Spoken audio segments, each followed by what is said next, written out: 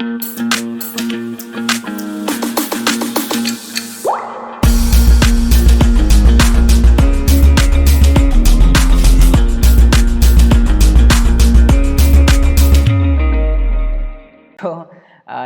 Let's move forward. Choosing the odd word, right.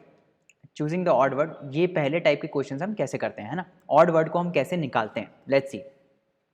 तो सबसे अच्छा, मैंने क्या बताया, सबसे अच्छा होता है कि क्वेश्चंस को प्रैक्टिस करो, है ना. हम क्लास में भी ऐसे करेंगे और प्रैक्टिस शीट्स में भी ऐसे ही करेंगे और आपको भी ऐसे ही पढ़ना है ना. इसमें कोई वर्बल रीजनिंग में कोई थ्योरी नहीं होती. Reasoning is something very logical. Reasoning is something जो आपको प्रैक्टिस से आएगा, है ना. तो पहला क्वेश्चन देखते हैं. Find the odd man out, है ना. ऑड वन आउट, मैन तो नहीं, ऑड वन आउट फाइंड करना है ना. ये हमने ऑलरेडी, मैंने आपको एग्जाम्पल बता दिया है. Ring, bangle, tyre end plate, है ना. तो रिंग में क्या होता है, होल होता है. बैंगल में भी होल होता है. टायर में भी होल होता है. और प्लेट में होल नहीं होता है. So plate would be odd one out. तो इसका आंसर हो जाएगा डी, करेक्ट. चलो नेक्स्ट क्वेश्चन देखते हैं. इसमें ऑड वर्ड फाइंड करना है हमको, है ना, कि इसमें से ऑड वर्ड कौन सा है ना. इसमें वर्ड्स लिखे रहते हैं, वर्ड्स का कुछ मीनिंग होता है ना. और हमको निकालना रहता है कि ये मीनिंग कैसे रिलेट कर रहे हैं. तो पहला है वॉकिंग, है ना. पहला क्या है, वॉकिंग. तो वॉकिंग मतलब चलना, करेक्ट. वॉकिंग मतलब चलना, ठीक है. उसके बाद दूसरा क्या है, रनिंग. रनिंग में क्या होता है, हम बहुत तेज़ दौड़ते हैं, है ना, बहुत तेज़ दौड़ते हैं. मूविंग, मूविंग क्या होता है, आप लेट्स से आप सीट पे बैठे हो, आप थोड़ा सा घिसक गए, है ना, दैट इज कॉल्ड मूविंग, है ना. मूविंग मतलब मूव करना, सिंपल, है ना. तीसरा है रीडिंग, चौथा है रीडिंग. रीडिंग. अब मेरे को बताओ इसमें कि कौन सा इसमें ऑड वर्ड आपको दिख रहा है. तो आपको दिखेगा कि वॉकिंग, रनिंग, मूविंग, सब में क्या इन्वॉल्व है, सब में आप मोशन कर रहे हो. मोशन मतलब कुछ ना कुछ एक्टिविटी हो रही है, आप मूव कर रहे हो, कुछ बॉडी पार्ट्स मूव कर रहे हैं, है ना. वॉकिंग में आप पूरी पूरी बॉडी मूव कर रहे हो. रनिंग में भी आप बहुत तेज़ दौड़ते हो, है ना. और मूविंग में भी क्या होता है, मोशन हो रहा है बॉडी का, है ना, बॉडी मूव कर रही है. बट रीडिंग में ऐसा हो रहा है क्या, ऐसा हो रहा है क्या कि आप चलते चलते पढ़ रहे हो, ऐसा तो नहीं होता है. When you read, normally when you read, how do you read, आप टेबल पे बैठते हो या आप बेड पे बैठ के बुक पढ़ते हो, correct. So you are not moving. Reading में यू आर नॉट मूविंग, ठीक है. तो ये तीनों आपस में एक, they hold a common property. ये तीनों की क्या कॉमन प्रॉपर्टी है कि इन तीनों में ही our body is in motion, मतलब कुछ ना कुछ मूव कर रहा है ना. Anything is moving. But reading में nothing is moving. So odd one out इसमें क्या हो जाएगा, रीडिंग, ठीक है. समझ में आ गया. तो जैसे हम एनएलजी में कर रहे थे ना, एनएलजी में हम क्या कर रहे थे, दो के बीच में हम रिलेशनशिप फाइंड कर रहे थे. वैसे ही यहाँ पे आपको एक रिलेशन टाइप का फाइंड करना है, मतलब एक क्लासिफिकेशन फाइंड करना है कि बाकी तीन किस क्लास में है ना, किस क्लास में है वो आपको फाइंड करना है. जैसे वॉकिंग, रनिंग एंड मूविंग, तो इसकी मैं क्लास क्या बोल दूंगा, इसकी मैं क्लास बोल दूंगा कि this is in the class of motion. मतलब मोशन मतलब they all are moving, right, correct. So ये हो जाएगा, है ना. तो इसका आंसर क्या हो जाएगा, आंसर हो जाएगा D, that is reading, correct. आगे बढ़ते हैं. आगे क्या है, फाइंड ऑड वर्ड, ठीक है. पहला है नाइफ, दूसरा है सिजर्स, तीसरा है एक्स और चौथा है हैमर, ठीक है. Knife, scissors, x and hammer, correct. तो ना लेट अस सी कि इसमें क्या हो सकता है. नाइफ, नाइफ किस लिए यूज़ होता है, कट करने के लिए, है ना. नाइफ से आप वेजिटेबल्स कट करते हो या कुछ भी कट कर सकते हो, है ना. जनरली फूड कट करते हैं हम, है ना, नाइफ से. सीजर से क्या कट करते हो, सीजर्स भी कटिंग के लिए यूज़ होता है. सीजर से आप पेपर कट करते हो, है ना, और कुछ भी कट कर सकते हो. एक्स, एक्स से आप क्या करते हो, एक्स से आप पेड़ काट सकते हो, ट्रीज काट सकते हो एक्स से, है ना, एक्स से कट कर सकते हो. हैमर, हैमर क्या होता है, what is a hammer. Hammer से आप जैसे नेल है ना, आपके पास नेल है, let's say you have a nail, correct. तो इस नेल को मेरे को अगर दीवार में गाड़ना है तो मैं इसको हैमर करूँगा, है ना. मेरे पास एक हैमर होगा, वाह क्या अच्छा हैमर बनाया है, अभी ठीक है थोड़ा, है ना. मैं इसको हैमर करूँगा, है ना. तो हैमर में कुछ कटिंग तो हो नहीं रही है ना. हैमर में तो व्हाट आई एम डूइंग, कि मान लो मेरे पास ये एक हैमर है ना, तो मैं ऐसे ऐसे ऐसे ऐसे ऐसे मारूंगा इसको, तो ये अंदर जाएगा, है ना. हैमरिंग करूँगा मैं, है ना, इसको हैमरिंग बोलते हैं, ऐसे मारना, है ना. नेल जब कील होती है, जिसको हिंदी में कील बोलते हैं, है ना. नेल्स को जब मेरे को गाड़ना रहता है ना, अंदर इंसर्ट करना रहता है, तो मैं ऊपर से हैमर मारता हूँ, है ना. बट नाइफ, सिजर्स और एक्स, ये तीनों किस लिए यूज़ होता है, कटिंग के लिए. एक्स ट्रीज को कट करता है, सिजर्स पेपर को कट करता है, नाइफ वेजिटेबल्स को कट करने के लिए यूज़ होता है ना. तो मेरे को ग्रुप बताओ क्या होगा, ग्रुप ये होगा कि नाइफ, सिजर्स एंड एक्स, ये तीनों एक ही ग्रुप में है. एक ग्रुप क्या है, ग्रुप का नाम क्या है, what is the name of class, कि they are all cutting tools, है ना। कटिंग टूल्स की क्लास है ये, है ना। क्लासिफिकेशन का मतलब क्या होता है, किसी एक क्लास में डालना उसको, तो हम इन तीनों को एक क्लास में डाल सकते हैं, दैट इज कि ये कटिंग टूल्स की क्लास है ना। जबकि ये क्या है, this is not a cutting tool, ये तो हैमर है, हैमरिंग के लिए यूज होता है ना। तो इसमें ऑड वन आउट क्या हो जाएगा, ऑड वन आउट हो जाएगा हैमर। ठीक है, समझ में आ रहा है कैसे हम क्लास बना रहे हैं, है ना। क्लास बनाना इंपॉर्टेंट है, अगर आपने क्लास बना दिया तो क्वेश्चन बहुत ईजी हो जाएगा। जैसे एनर्जी में हमको अगर रिलेशन पता चल गया, है ना, एनर्जी में क्या था, अगर हमको रिलेशन पता चल गया then we can very easily, अगर मेरे को रिलेशनशिप पता चल गया then I can very easily do things. यहाँ पे भी आपको क्लास बनाना है ना। क्लास एक बार बन जाएगा तो हम चीज़ें कर सकते हैं, करेक्ट। चलो और कुछ क्वेश्चंस को देखते हैं। Find the odd word, odd word देखते हैं कौन सा है ऑड वर्ड इसमें।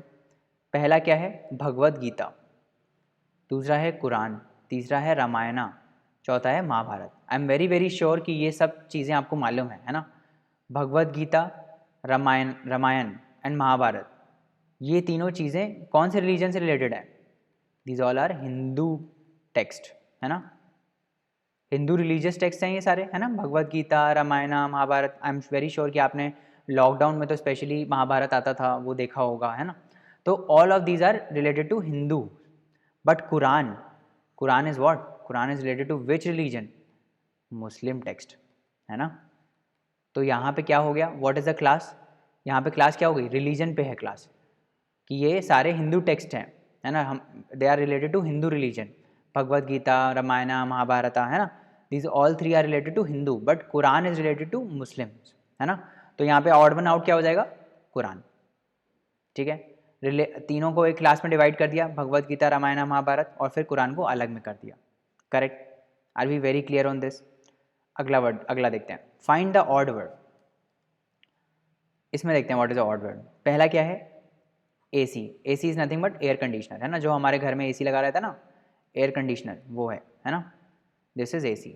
दूसरा क्या है, कैलकुलेटर, जो आप कैलकुलेटर यूज़ करते हो, that is calculator. Third is cooler, cooler भी होता है बहुत सारे घरों में, है ना। AC जिनके पास नहीं होता उसके पास कूलर होता है। उसके बाद कंप्यूटर, उसके बाद टेलीविजन। ठीक है, अब मेरे को बताओ कि ये इनमें क्या, what do you see a common property. इसमें 5 चीज़ें हैं, 1 2 3 4 5, इसमें से कोई 4 एक ग्रुप में है बट एक किसी और ग्रुप में है ना। तो मेरा पहला स्टेप क्या होगा, मेरा पहला स्टेप होगा कि मैं पहले तो वर्ड को समझूं, है ना, और उसके बाद ये ट्राई करूं कि क्या ऐसी इसमें कॉमन प्रॉपर्टी है। तो let us start with first AC, है ना, AC। अब AC के बारे में आप पहला वर्ड आपने देखा AC, अब AC के बारे में आपको जो जो पता है वो आप लिख दो। What is an AC, AC is an electronic device, first of all, है ना। इलेक्ट्रॉनिक डिवाइस है, किससे चलती है, इलेक्ट्रिसिटी से चलती है ना। इलेक्ट्रिसिटी से चलती है, कैसे चलती है इलेक्ट्रिसिटी से, आप स्विच डालते हो, फिर ना, फिर स्विच को ऑन करते हो, तो बेसिकली आपके घर पे जो इलेक्ट्रिसिटी आती है ना, उससे चलती है ना। ये हो गया। कैलकुलेटर, कैलकुलेटर के बारे में आपको जो जो पता हो आप लिख लो, ये भी एक इलेक्ट्रॉनिक डिवाइस है ना, इलेक्ट्रॉनिक डिवाइस है। क्या ये इलेक्ट्रिसिटी से चलती है, कैलकुलेटर इलेक्ट्रिसिटी से चलता है। क्या आपको जब कैलकुलेटर यूज़ करना होता है तो आप उसमें ऐसे जैसे मोबाइल में चार्जर लगाते हैं वैसे लगाते हो और फिर स्विच ऑन करते हो, ऐसा तो नहीं होता है। तो कैलकुलेटर आप कैसे चलाते हो, कैलकुलेटर आप बैटरी से चलाते हो, है ना। कैलकुलेटर आप कैसे चलाते हो, बैटरी से चलाते हो, this is a DC device, है ना। अब ये AC DC क्या होता है वो बाद में आप हायर क्लास में पढ़ोगे, बट कुल मिला के अभी अभी क्या मतलब है समझने का, जस्ट अ मिनट, अभी मतलब समझने का क्या है कि ये बैटरी से ऑपरेटेड है ना, है कि नहीं। ये बैटरी से चलता है, कैलकुलेटर किससे चलता है, बैटरी से चलता है। अब आ जाते हैं कूलर पे। कूलर भी एक इलेक्ट्रॉनिक कंपोनेंट ही है ना, इलेक्ट्रिसिटी से ये भी चलता है ना, ये भी इलेक्ट्रिसिटी से चलता है। कूलर भी हम इलेक्ट्रिसिटी चलाते हैं, बैटरी से तो चलाते नहीं हो आप कूलर, है ना। उसके बाद कंप्यूटर, कंप्यूटर भी किससे चलता है, जो आप अभी लैपटॉप लेके बैठे हो या कंप्यूटर डेस्कटॉप के सामने बैठे हो, ये भी किससे चल रहा है, आप देखो एक प्लग लगा होगा वहाँ पे स्विच ऑन होगा, है ना। ये भी इलेक्ट्रिसिटी से चलता है, हमारे घर की इलेक्ट्रिसिटी से चलता है ना, होम इलेक्ट्रिसिटी, करेक्ट, इलेक्ट्रिसिटी से चलता है ना। टेलीविजन, टीवी जो आपके घर पे लगा है वो भी किससे चलता है, इलेक्ट्रिसिटी से चलता है। अगेन एन इलेक्ट्रॉनिक डिवाइस है, ये भी एक इलेक्ट्रॉनिक डिवाइस ही है। कंप्यूटर भी एक इलेक्ट्रॉनिक डिवाइस है ना। तो हमको क्या दिख रहा है, हमने सारे ऑप्शंस लिखे, सारे ऑप्शंस की कॉमन प्रॉपर्टीज लिखी कि कॉमन क्या है इसमें कि सारे ही एक तो इलेक्ट्रॉनिक है ना, सारे ही इलेक्ट्रॉनिक है, AC, calculator, cooler, computer, TV सारे ही इलेक्ट्रॉनिक है, तो इस पे तो क्लासिफिकेशन हम कर नहीं सकते है ना। दूसरा क्या है, हम इसमें से तो हम ऑड वन आउट निकाल नहीं सकते क्योंकि सारे इलेक्ट्रॉनिक कंपोनेंट है। अब दूसरा क्या है, वर्किंग, कैसे काम करते हैं, एसी इलेक्ट्रिसिटी से काम करता है ना। अब ये देखो कैलकुलेटर बैटरी से काम करता है, जबकि बाकी सारे और जो हैं, कूलर भी इलेक्ट्रिसिटी से काम करता है, कंप्यूटर भी इलेक्ट्रिसिटी से काम करता है, टीवी भी इलेक्ट्रिसिटी से काम करता है ना, बाकी सब इलेक्ट्रिसिटी से काम करते हैं एक्सेप्ट कैलकुलेटर। तो यहाँ पे क्लास क्या बन जाएगा कि हाउ आर दे ऑपरेटेड, तो AC, cooler, computer, television, they all belong to a class of electricity operation. मतलब ऐसे कुछ क्लास बना सकते हो कि इलेक्ट्रिसिटी से ऑपरेटेड रहते हैं ये लोग, है ना, operated by electricity, operated by electricity. जबकि कैलकुलेटर जो है, calculator is operated by a battery, cell लगता है ना इसमें, कैलकुलेटर में सेल लगता है ना, तो सेल से चलता है कैलकुलेटर, जबकि बाकी सारे किससे चलते हैं, घर की इलेक्ट्रिसिटी से। ठीक है, are we clear on this? आगे बढ़े, चलो फाइंड द ऑड वर्ड, इसमें निकालते हैं ऑड वर्ड। अब ये देखो शेप्स के बेसिस पे है ना, ये किसके बेसिस पे है, शेप्स के बेसिस पे जो मैं बात कर रहा था। पहला है स्क्वायर, दूसरा है स्फेयर, तीसरा है रेक्टेंगल और चौथा है सर्कल। इसको हटा दो, this is not spheres, this is circle, गलती से लिख गया होगा इधर, है ना। तो ये चार ऑप्शन है आपके पास। पहला है स्क्वायर, तो मैं स्क्वायर को बना देता हूँ। उसके बाद क्या है, स्फेयर है, तो दिस इज अ स्फेयर, है ना, दिस इज अ स्फेयर। और एक रेक्टेंगल बना देता हूँ और एक सर्कल बना देता हूँ। तो मेरे को बताओ कि कौन इसमें से क्या ऑड वर्ड आउट है। तो आपको दिखेगा कि square, rectangle and circle, they all are two dimensional objects, है ना, इनके सिर्फ दो ही डायमेंशन है ना। दे इनको हम पेपर पे बना सकते हैं, इनको हम पेपर पे बना सकते हैं। But what is a sphere, what is a sphere, जैसे आपकी बॉल है ना, बॉल से खेलते हो ना, ball is a sphere, it is not a circle, it is a sphere. So all these are plane objects, ये जो स्क्वायर है, रेक्टेंगल है ना, सर्कल है, ये एक प्लेन पे आ सकते हैं, हम इनको एक प्लेन पे बना सकते हैं, टू डायमेंशंस हैं इनकी, है ना। जैसे इसकी लेंथ है, सॉरी ये लेंथ है ना, और ये ब्रेथ है, so they have only two dimensions, यहाँ पे भी लेंथ है और ब्रेथ है। जबकि स्फीयर में क्या है, स्फीयर में, sphere is a 3D object, है ना, थ्री डायमेंशनल ऑब्जेक्ट है ना। आप स्फीयर को इस पे नहीं बना सकते, आपको दिख रहा होगा कि ये जो स्फीयर है इसमें अंदर भी है बाहर भी है ना, इधर भी है इधर भी है, इधर भी है इधर भी है, करेक्ट, उधर भी है और इधर भी है, तो this is a 3D object.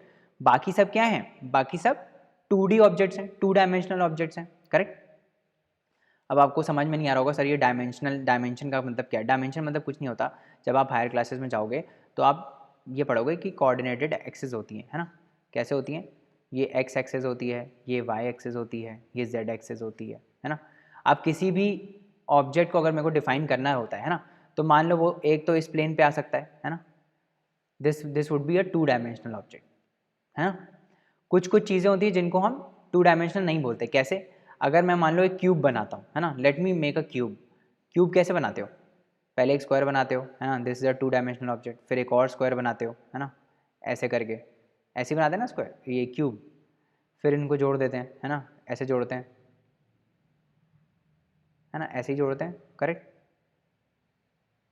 तो ये जो मैंने बनाया क्यूब, ये जो क्यूब आपको दिख रहा है ना, क्यूबॉइड या क्यूब जो आपको दिख रहा है, क्यूबॉइड बोल देते हैं। ये जो क्यूबॉइड है, this is what, this is a three dimensional object, है ना, क्योंकि इसमें एक वाई एक्सिस है ना, एक एक्स एक्सिस है ना, and this is a Z axis. तो तीन एक्सिस में ये डिफाइंड है ना। This is called a three dimensional object. Dimension मतलब कितनी एक्सिस में डिफाइंड है ना।